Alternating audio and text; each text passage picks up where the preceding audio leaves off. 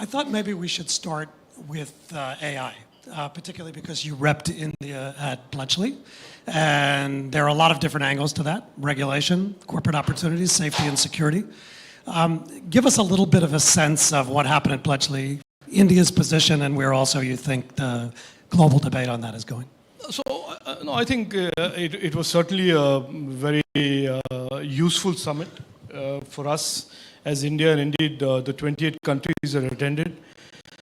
There has been a lot of buzz around AI, especially after ChatGPT, and there have been many different views thrown around in terms of the future of AI and the risks of AI, and there have been many academic, intellectual conversations about that. But for 28 governments to sit down and over the 3 days talk about AI, even though through the prism of safety, was, I think, an important milestone, because this is certainly what India has been saying since 2021, which is that as we move forward and there are these new, more powerful technologies, emerging technologies that are going to come at us, and as we certainly look at innovation and certainly look at expanding innovation and the digital economy using those technologies, that's a conversation about guardrails is as equally important. And we've talked about, for the last 2.5 years, about safety and trust as one of the most important guardrails in tech. And so it was in some sense satisfying to see that Bletchley was the dominant conversations in Bletchley were about safety and trust about AI, and how do we create safety and trust, and so on and so forth. Of course, I am concerned, as most of us should be concerned, that governments, when they react, they tend to overreact. And certainly in the final session, I made it clear that India's position is not to overly obsess and demonize AI and look at this only through the prism of safety and trust. We consider AI as the biggest, most significant invention in our times. We consider AI to be a kinetic enabler of the digital economy and the innovation economy. And we certainly believe that there is a case to be made to harness AI, to make AI deliver its potential, but at the same time building these really easily understandable, easily regulatable guardrails of safety and trust and accountability. So I had to say that in the end, because I felt that the conversation was going a little bit over the top and focusing only on safety and risks.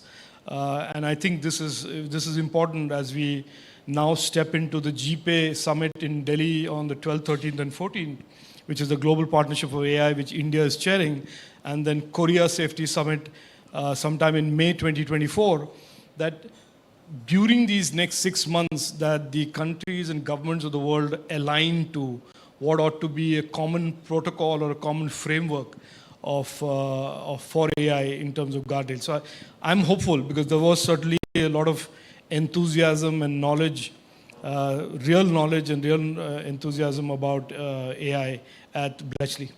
Do you feel like the international alignment has the opportunity to get beyond abstract principles and start to dig in a little bit on regulatory coordination, harmonization, or do you feel like the best we can hope for is No, Evan, I think we have to. The history of tech tells us that the last 10 to 20, 15 years, 2 decades, innovation has escaped regulation because they have pretended to be innovation, or they've essentially masqueraded as only good. And we have seen in the last decade that while the internet and tech does represent good and empowerment, there is also a proliferation of harm and criminality that has accompanied it. And so governments around the world have lagged innovation. And I think there is, and I'll make this case really just as my view, that governments are now stepping up and understanding that if you don't come together today, because the internet is ubiquitous, there are no geographical boundaries, a local legislation cannot certainly deal with harms that are cross-border, that countries will have to figure out a way to collaborate, cooperate, and create a global framework for this. And that there is no island of success to the exclusion of others. And I think this realization, and I'm hopeful that this realization is real. It is not just a soundbite, it's not just for an event, and it's just not momentary and episodic. I got out of that Bletchley Park summit that there was some real seriousness on parts of many governments, especially like-minded governments, to really create some understanding where innovation can thrive, but at the same time people are protected from its harms. I'm really struck by the way you juxtapose the word opportunity alongside AI. Because sitting in the United States or in Europe, we hear so much about safety and security and about risks and risk mitigation. And so to flip it to the other side of the binary, which is opportunity, really reflects, I think, the question a lot of people have about how India is going to build out. So can I get you to pull that thread a little bit and talk about the next phase of India's AI build out? What's the strategy?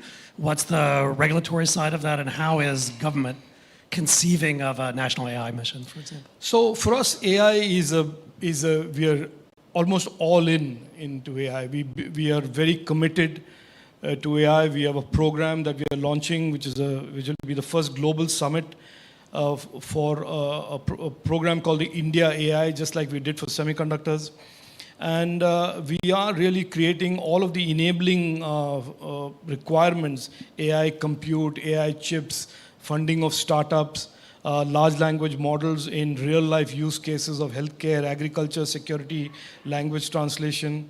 So our focus is really not necessarily to get the big bragging points or to get the headlines that or compete with Sam Altman or OpenAI or win the next Nobel Prize. We certainly are focused on using AI in real life use cases, and our Prime Minister is absolutely a believer that technology can transform lives of people, make governments deliver more, deliver faster, deliver better. And so AI is going to be, for us, used to build models and build capabilities that are aimed at real life use cases. Healthcare, for example, is something that we are building deep capabilities in. We think 1.2 billion Indians, as diverse as they are, as diverse as their geographies are and their circumstances are, require very, very different types of healthcare and wellness responses from the northeast to the south to the north to the west. And so AI will play a big role for us in terms of how we look at healthcare for the next decade, how we look at agriculture for the next decade, how we look at education and skilling for the next decade, how we look at security, how we look at inclusion through language translation. So we are focused on real life use cases that will impact communities, impact real people, rather than, like I said, compete with Elon Musk or Sam Altman. You mentioned compute, and it's advancing so quickly. Is that a constraint here, or is that something? Of course, it is a constraint. It's a constraint all over the world, which is why NVIDIA is $1 trillion company today. It is a constraint, and we certainly haven't got built up the capabilities to train large models, multi-parameter models. So we are certainly in the process of doing a very comprehensive strategy to create real capacity, real GPU capacity, both in the public sector and in the private sector. So you will hear in January that we are really serious about building some pretty significant capabilities. And on the regulatory side, is there something distinctive that's happening? I mean, everybody's talking about AI regulation now around the world. Yeah. Are there models globally that align with where India is heading, or is there something unique and distinctive? Evan, ever since I was given this job by our Prime Minister, I've looked at models and I've read every book there is to read on regulating tech. And frankly, there is a vacuum. And I think as a country that has got now 850 million Indians online and will have 1.2 billion Indians using the internet by 25-26, we are certainly the largest bloc on the global internet. We have decided that if there is no model, let's build a model of regulation and then evangelize and advocate it. And that's certainly what we are doing. From 2021, we have talked about openness of the internet and openness of tech. That is no exclusion, no market disruption, as one principle that we are focused on, guardrails of safety and trust. And really, for the first time, moving away from this abstract concept of self-regulation, and diffuse responsibility for safety and trust to making it legally accountable safety and trust on platforms. So we are moving significantly ahead. You know, that there is a minor version of AI's challenges that we today deal with in terms of social media and the general toxicity on the internet. We are dealing with that, misinformation, deep fakes, in a manner which is consistent with these three guardrails and these three principles. We think legal accountability in law for platforms that are on the internet, which is a big departure from the safe harbor concept of Section 230 and Section 79 in the Indian Act, is the way of the future, that there cannot be a case that any platform makes, AI or non-AI, that the cyberspace is a place where laws will not reach and accountability does not exist. We think harms are committed in cyberspace by AI platforms or any other platforms, criminality exists, and that those who are responsible for aiding, abetting, enabling, that should be accountable under the law. So you think India has the ambition to develop models that actually can be exported and scaled in other parts of the world? I think so. I think we As have with no financial option. inclusion, data. Yeah. I think we have no option because there is none that exists. There's nothing that exists. And I would point you to a book by Anu Bradford called Digital Empires that talk about, you see, the US model is so not applicable to countries like India where you have the First Amendment, right? We have, right to free speech, but we have reasonable restrictions under 19.2. So therefore, there is no model that you can just borrow. Neither the European model works, neither the American model works. And I think both of them are not working either for the US or Europe.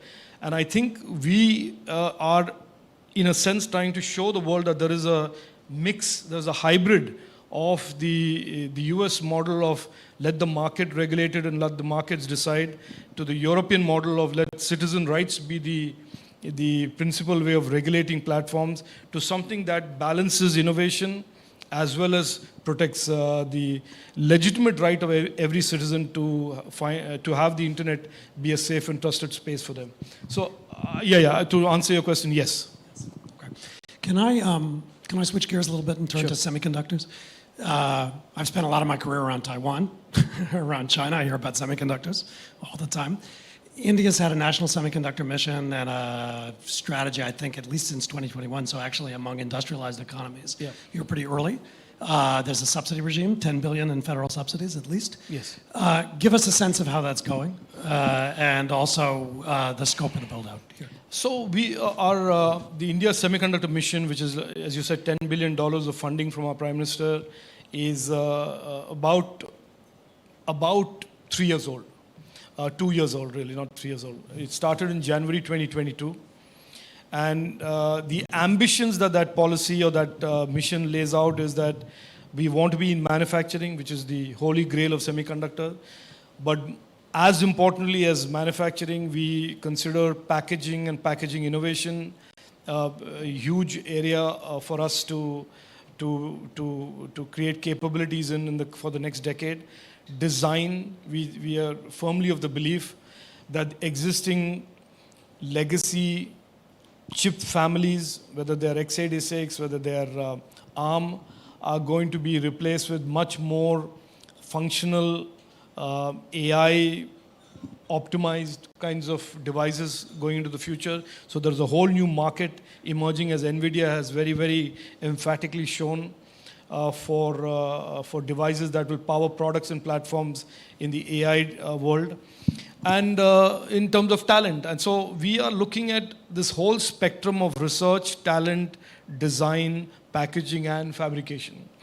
In the last 2 years, I'm happy to report that we're almost playing catch up for 70 years of neglecting semiconductors. So we really didn't do anything very much in the country as semiconductors. And in the last 2 years, we have played very rapid catch up. So we have a very vibrant design ecosystem now that is creating IP and devices in India. We already have, as you know, every major semiconductor brand, every major semiconductor company has very large R&D centers in India. We have the first big manufacturing unit, which is the Micron $3 billion packaging unit that's coming up in Gujarat. We hope very soon to announce a legacy node fab and modernization of our semiconductor complex in Mohali. So we will have, in my opinion, legacy node fabrication capabilities, not the cutting edge, not the 2 nanometer, not the 5 nanometer. And we certainly don't want to compete with Ohio or Taipei or Taiwan on that area. And I don't think it's an area that we want to get into in the first 5 years of the next decade. And very akin to Albany Nanotech and MIT Microelectronics Lab, we are building a India Semiconductor Research Center, which will be hopefully, if the vision is actualized, will be one of the big centers for semiconductor research for the next decade. So we put these pieces together. We are making these steps. It's not difficult. It's not easy to get the investments in fabrication as fast as you would like to, because it's so competitive all of a sudden. And there is a real shortage. Even if there is availability of capital and intent to invest, there is a real global shortage of talent for fabs. I know that Morris Chang has said that his ambitions in US are being thwarted or slowed down because of the lack of industry-ready talent. So we are focused very quickly off the bat. We have moved to create a program within our higher education system that will create 85,000 engineers, postdoctoral, doctoral, masters in material science, chemistry, physics, engineering, in all the intersections between the science and engineering that are required for the next gen fab. So you will see that program has already started to get implemented, and we hopefully will play a role as India or Indians in terms of the talent pool that will power the fabs and the packaging units in the coming decade. That is our ambition. And that's on the skilling side of your portfolio. That's, yes, exactly right. And you feel like the pieces are being put in place to Absolutely. skill the kind of workforce. Yeah, we did a smart thing, if I may say so myself, by getting the industry to redesign the curriculum. So instead of the government doing it or people within the government doing it, we got the industry, the AMDs, the Glofos, the big fab companies to actually redesign the curriculum from postdoc, PhDs, masters to undergrad and certification programs. And that is getting implemented. That's already in the pipeline now. If you do I mean, you mentioned competition. So if you do a competitiveness stack and you look at, what's happening, let's put Taiwan to the side. Arizona, Japan, Korea, Europe. The Indian niche that you're trying to build towards is where?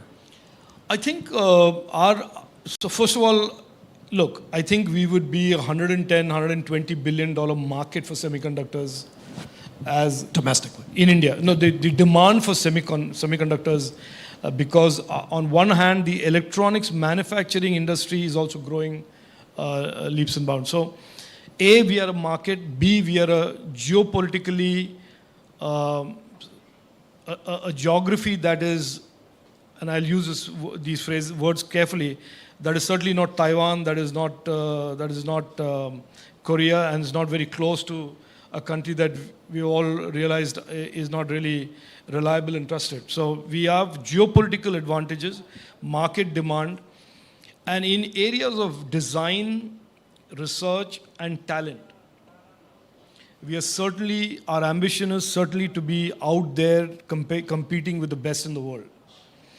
Now, in the fab and the packaging part, in packaging, again, we think because of the way packaging innovation is evolving, and that, again, there is so much of headroom for innovation in packaging, that is, again, an area that I think India can be, if not amongst the leaders, at least in the lead table of that. On fabs, look, we'll play the long game. We will have the legacy node capabilities that will service automotive, industrial, and maybe in these cutting-edge compute areas where TSMC, Intel, Glofo, Samsung are the leaders. That is not an area that we will necessarily get into in a hurry because of just, where that technology is and the risk and yield and supply chain that needs to be in place before you can support that kind of cutting-edge technology. So we see in large part us playing a big role in the innovation of the semiconductor space, in the actual science and engineering space in the fabs. We will have a presence. We will create the capabilities around legacy nodes. And I mean legacy as in not 180 nanometers. I'm talking about 28 nanometer, 40 nanometer. And address segments of the market that are digitizing fast, automotive, industrial, wireless, and telecom. And allow the big boys to play in the compute and the mobile devices space. The balance between attracting foreign firms and indigenization to build up Indian competitor, how is that? We don't see this as a binary at all. We don't see this as having to choose between a foreign company or an Indian company. We encourage foreign investments. Micron is a clearly American company. We encourage joint ventures. We encourage fully owned companies. And Micron is a classic example where usually the narrative is that you need an Indian partner because you need somebody to navigate the lay of the land. That's the conventional wisdom. And for Micron, the partner is the government of India and the government of Gujarat. So you really don't need that type of partnership anymore. You need partnerships where people bring complementary amounts of capital, pools of capital, or complementary skills. And so we are completely supportive and encouraging of partnerships or indeed 100% owned investments. Can I ask you to talk a little bit about the legal architecture that's emerging here? We've heard a lot about the data protection and all that, but there's also the Digital India Act. There are other bills that are pending. Talk about how these things fit together to create a legal architecture. First of all, I must tell you that this is a well thought of architecture that is being rolled out. So there's nothing that is ad hoc. We are not solving one problem without looking at the other problem.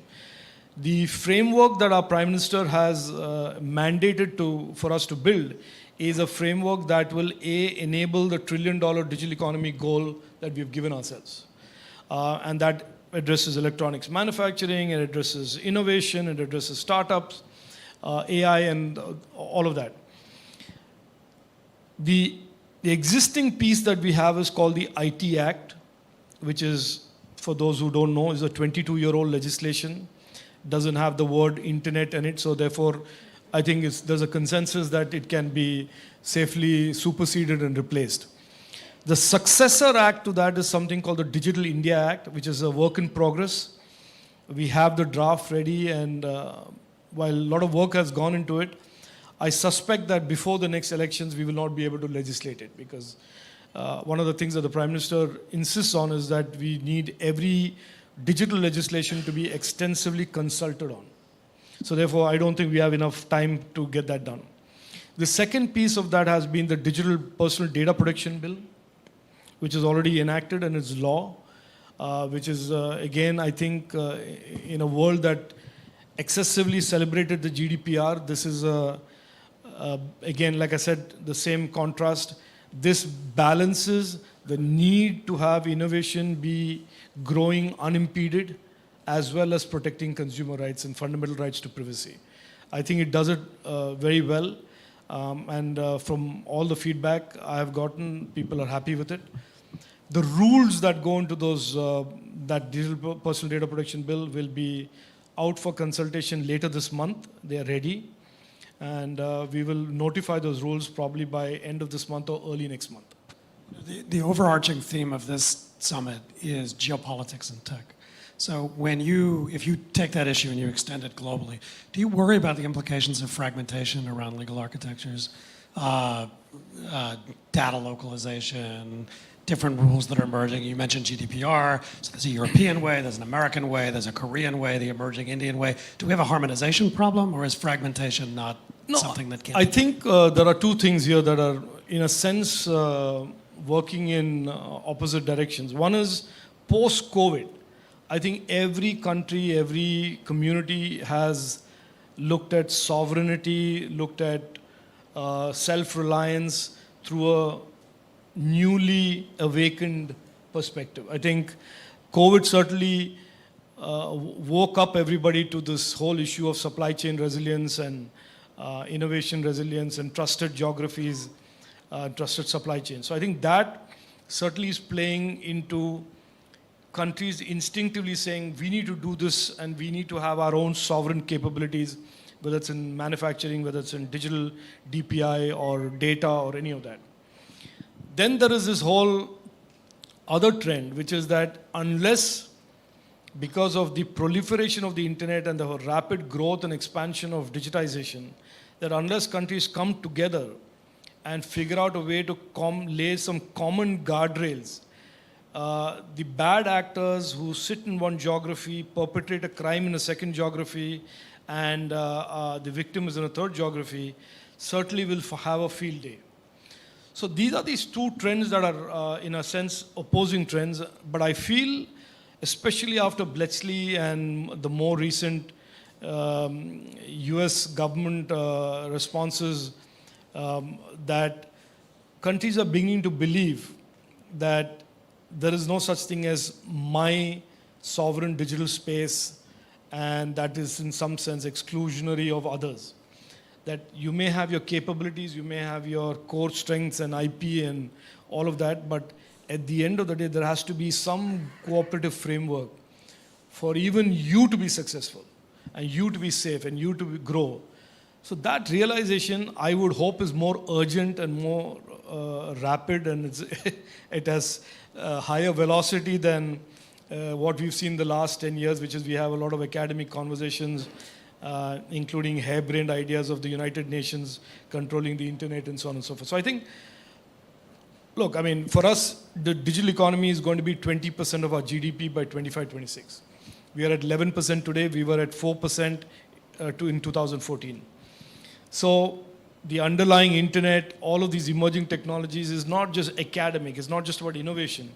It's about real value addition to the economy, real jobs, real income, real wealth being created. And so therefore, this is no longer an issue of let's just have a little chat about AI and where it'll go, and then, you know, toss a few buzzwords and say, I use ChatGPT, and then walk away from that. I think this is a lot more serious, this conversation about the future of the digital economy, the future of the global digital economy, future of the framework that will regulate this global digital economy in a manner that it is safe and trusted. At the same time, it's growing and expanding, is a conversation that all countries will certainly need to have. You know, I see the clock ticking down, and I want to ask you, maybe it's a little bit of a cheeky question, but I know you're very unique because you were a tech entrepreneur at one point in your career, and now you're working as a Minister of State, dealing in a government bureaucracy. I was in government myself. It can be difficult to navigate that. How are you finding that? The culture, the bureaucratic culture, the institution? Yeah, this is a question I'm asked often, and it's not like I just popped up from entrepreneurship and joined politics. This is my 18th year in public life. I think I worked very hard to get where I am, both as an entrepreneur and as a minister. So, look, it's different strokes for different folks. I think in bureaucracy, there is a lot of general knowledge. When you're talking about specific, deep dive requirements of experience and expertise, what I encourage our government, especially my team members in my ministry, to do is to engage more and more with those who have the ideas and those who have the knowledge, so that it's not just bookish knowledge or something that you just picked up as a buzzword. So, look, we deal with very smart young entrepreneurs every day, and they have a tendency to keep us very honest and grounded, because they are not, today the average 28-year-old Indian doesn't want to deal with a minister or a bureaucrat that is giving them, you know, hot air and rhetoric. They want specific answers, specific policy responses to specific challenges that they face. So we live in a very different world. I think there's no option but for everybody in government to be deeply knowledgeable, to deeply understand the problems and challenges that they are trying to, or indeed the opportunity that they're trying to legislate for or create a policy for. There's simply no other option. And on the flip side, we have a lot of entrepreneurs and corporate people in the audience. Your advice to them about how to interface with government, not just your ministry, but bureaucracy. No, I think, look, there used to be a time when I was an entrepreneur that dealing with the government was one of those knee-shaking, scary, sweat-inducing sort of experiences. I don't think you need to do that anymore. Startups are, dealt with a lot of respect. This is a government that enables success. We are heavily invested in the success of young startups. And the Prime Minister said on Independence Day off of Red Fort in 22, he said the next decade is something that he calls the India Techade. And he also said that the architects and the builders of that India Techade will be startups of India. So this is how important this is the important role that we see for startups in India, which is that they will be defining, shaping, building the next stage of India's growth, and certainly, short of rolling out the red carpet, we'll do everything for them.